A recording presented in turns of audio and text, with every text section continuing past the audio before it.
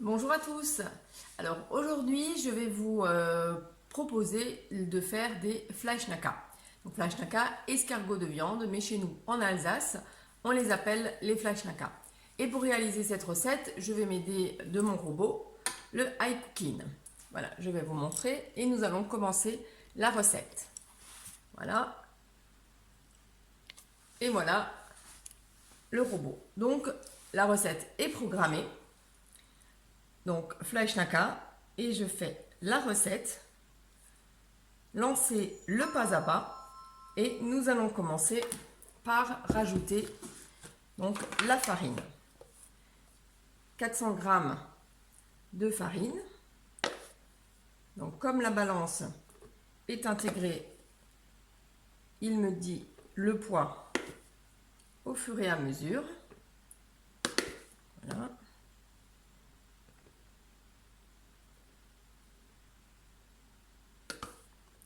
La barre avance au fur et à mesure, c'est vert, et quand ça devient rouge, c'est que nous avons atteint la quantité demandée. Donc c'est quand on la dépasse. On fait suivant 150 g de semoule fine. La semoule fine, ce n'est pas de la semoule de couscous, c'est de la semoule fine de blé. 150 g.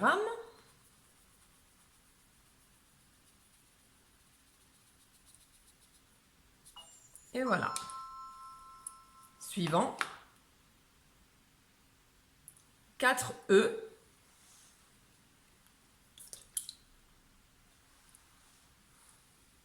Suivant, une cuillère à café de sel.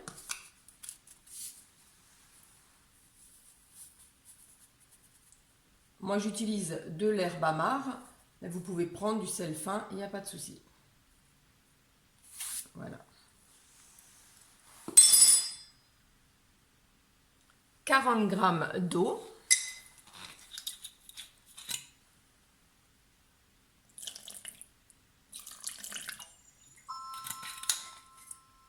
Voilà, j'ai dépassé, donc il me met en rouge 45. Ce n'est pas grave, à 5 g près. Et 40 g de vin blanc, sec, de préférence.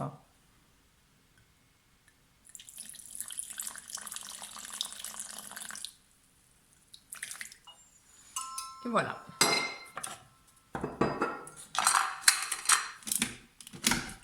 Je vais le fermer. On fait suivant. Et on lance 2 minutes de pétrissage.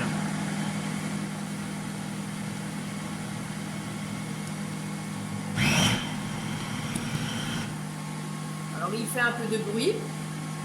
Vous constaterez qu'il y a la ventilation qui s'est mise en marche.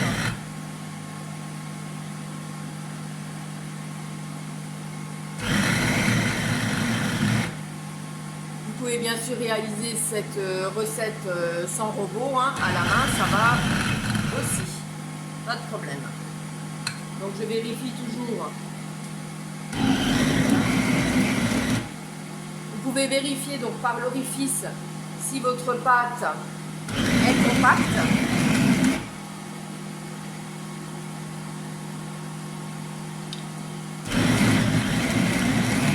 Si vous la trouvez trop liquide, il n'y a pas de problème, vous pouvez rajouter au fur et à mesure un peu de farine.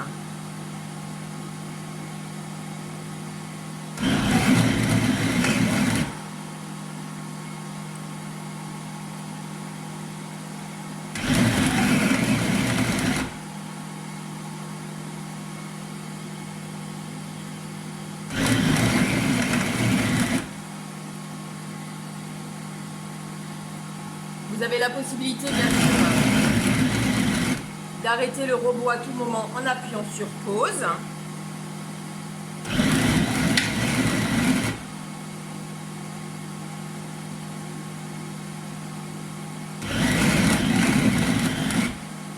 Voilà, il reste encore 10 petites secondes.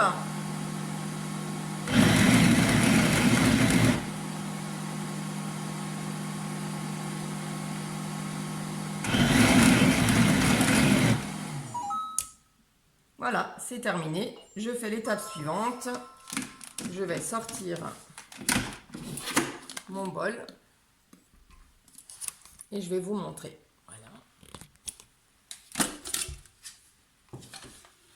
Voilà la pâte.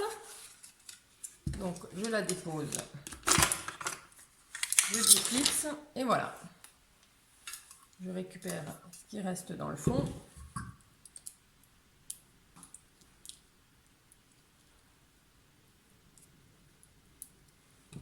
Et voilà, donc ma pâte est prête. Donc je vais simplement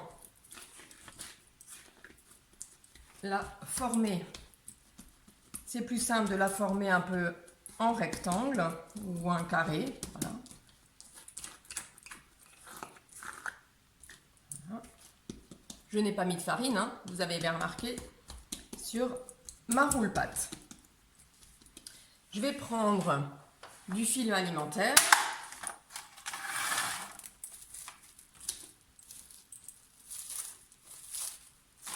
Et voilà. Et je vais simplement l'emballer dans du film alimentaire. Elle va partir un petit peu au frigo. Voilà.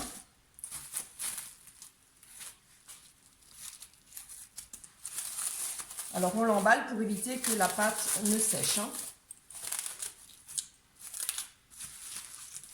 Et voilà. Donc c'est prêt, ça va partir au frigo. Nous allons continuer la recette. Il y a une étape nettoyage du robot qui est programmée. Je vais vite le nettoyer, je vous dis à tout à l'heure. Nous allons donc continuer la recette. Donc, il me demande de rajouter un oignon que j'ai coupé en deux. 500 g de viande de pot-au-feu. Donc vous aurez besoin de cuire votre viande la veille pour qu'elle soit froide. Moi, je l'ai déjà cuisinée mercredi et je l'ai mis donc sous vide grâce au Bicave. Voilà, donc je vais mettre 500 g. J'ai coupé des petits morceaux comme ceci.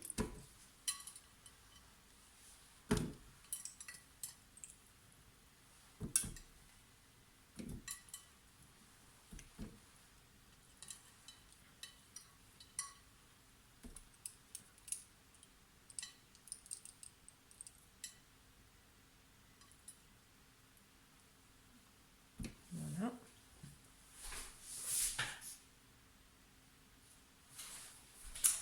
Voilà. Alors j'ai un peu moins de viande. Voilà.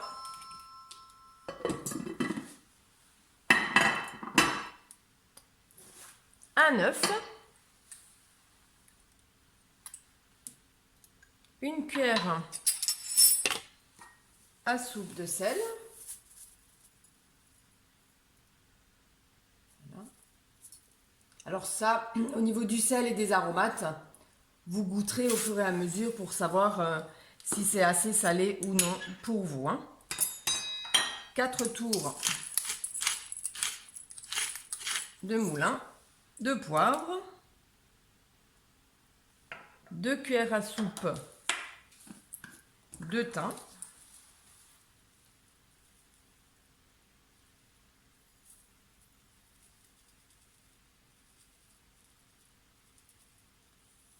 voilà,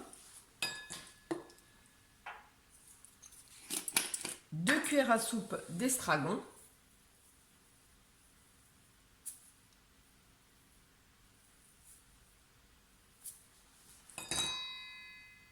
et 2 cuillères à soupe de persil. Moi, je prends du persil déshydraté, hein. Ça va très bien. Voilà. Et donc, suivant, je referme le couvercle. Hop.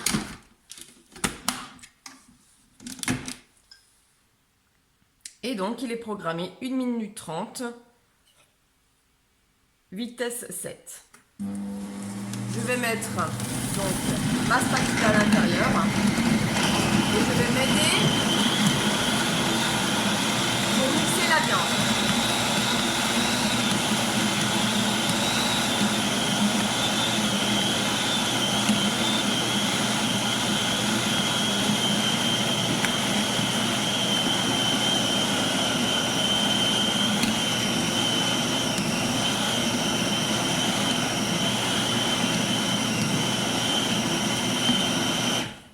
Je fais pause juste pour vérifier.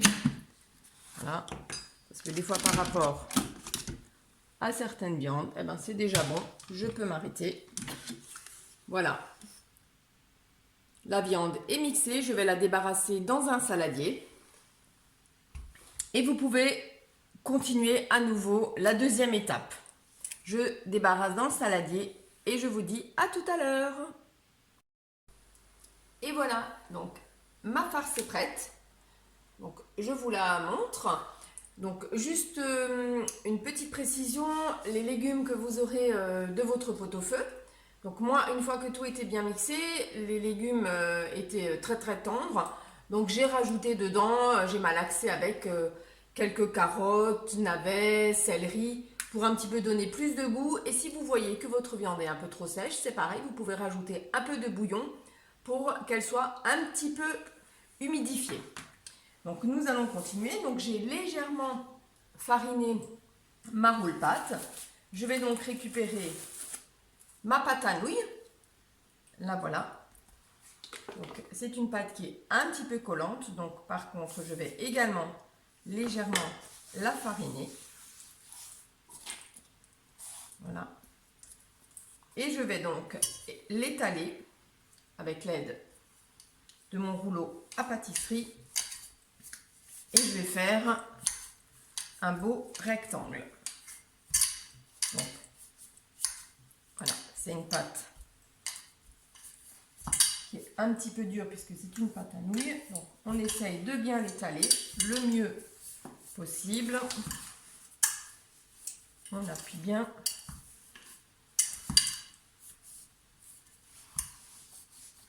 Et voilà. On va regarder. Regarde. Vous voyez comme elle se décolle, hein. C'est nickel. Donc, je réalise un rectangle de la taille à peu près de ma roule-pâte. Voilà, ça vous fait un modèle.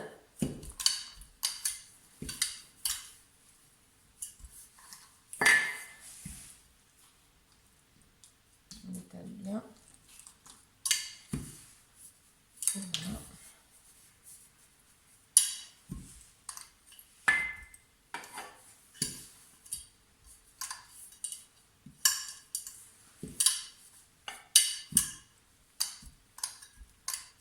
C'est pas mal du tout. Voilà, j'ai étalé donc ma pâte. Voilà mon beau rectangle de pâte à nouilles. Je récupère donc ma farce que je vais mettre dessus et que nous allons simplement étaler. Vous pouvez donc aplatir un peu avec les doigts. Voilà. On va étaler tout ça.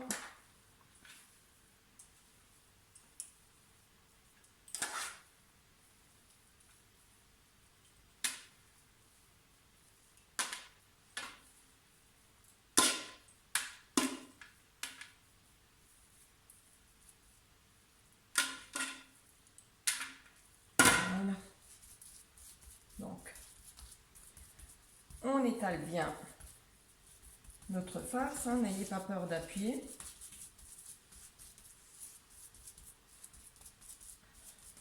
Je laisse toujours un espace devant moi. Voilà, je pense que vous voyez, voilà. Je vais vous montrer. On laisse toujours une partie sur les côtés de vide. C'est ce qui va nous permettre ensuite de coller la pâte.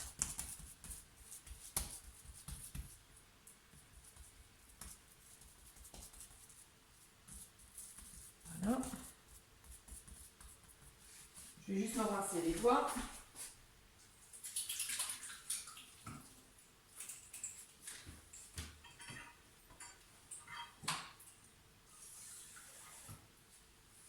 je vais prendre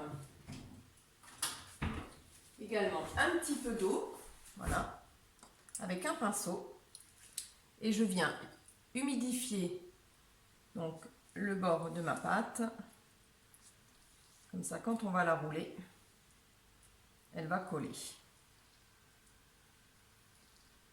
Voilà.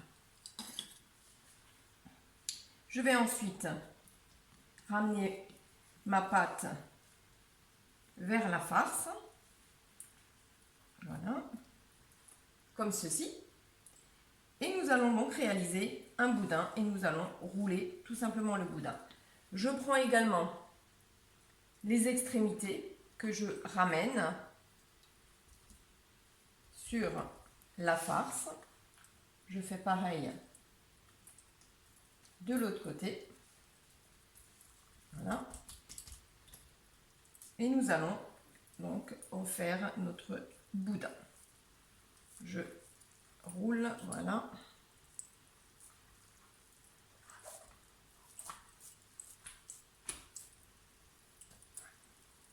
Et voilà. Donc j'arrive à la fin de ma farce.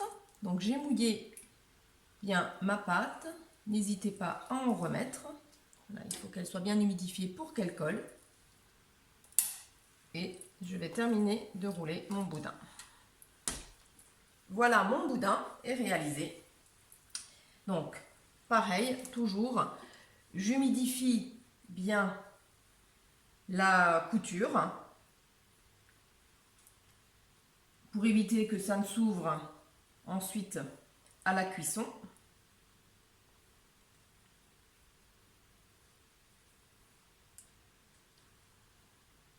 Et voilà. Donc, je frotte bien pour faire la jointure. Voilà, n'hésitez pas.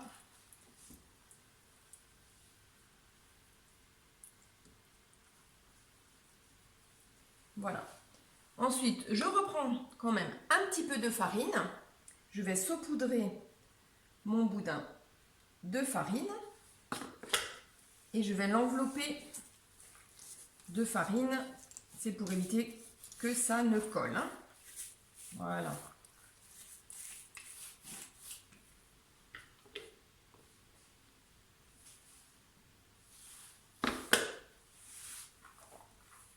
Je récupère tout ça.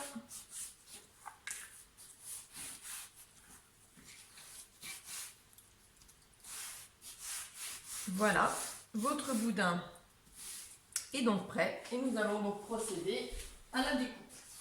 Je me rince à nouveau vite les mains.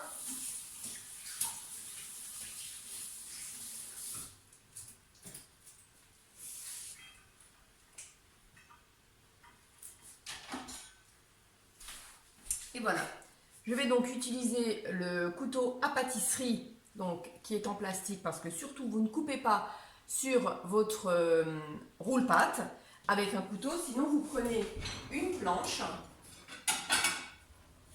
pour pouvoir glisser donc votre boudin en dessous et découper sur la planche. Voilà.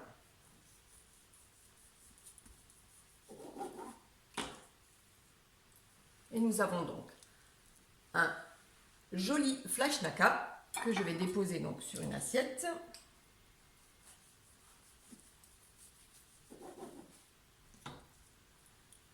Voilà. Je vais déjà en préparer quelques-uns pour vous les montrer. Je coupe à peu près des tronçons, je vais dire, d'1 centimètre d'épaisseur. Hein.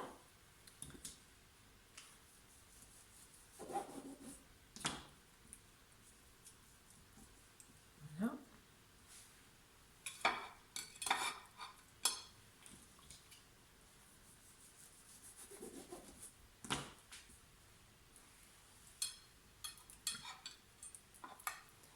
Voilà, et les flash naka sont prêts. Et vous n'avez plus maintenant qu'à les passer donc à la poêle. Il faut bien les frire des deux faces, mais vraiment il faut qu'ils soient bien grillés. Vous pourrez ensuite, une fois qu'ils sont grillés, vous pourrez les conserver, les mettre au congélateur. Il n'y a aucun problème. Et quand vous avez envie de manger des flash naka, vous n'avez plus qu'à les plonger dans un bouillon les faire encore un petit peu cuire, je dirais une quinzaine de minutes, et vous pourrez les déguster avec une bonne salade verte. Je vous dis à bientôt pour une nouvelle recette. Bye bye!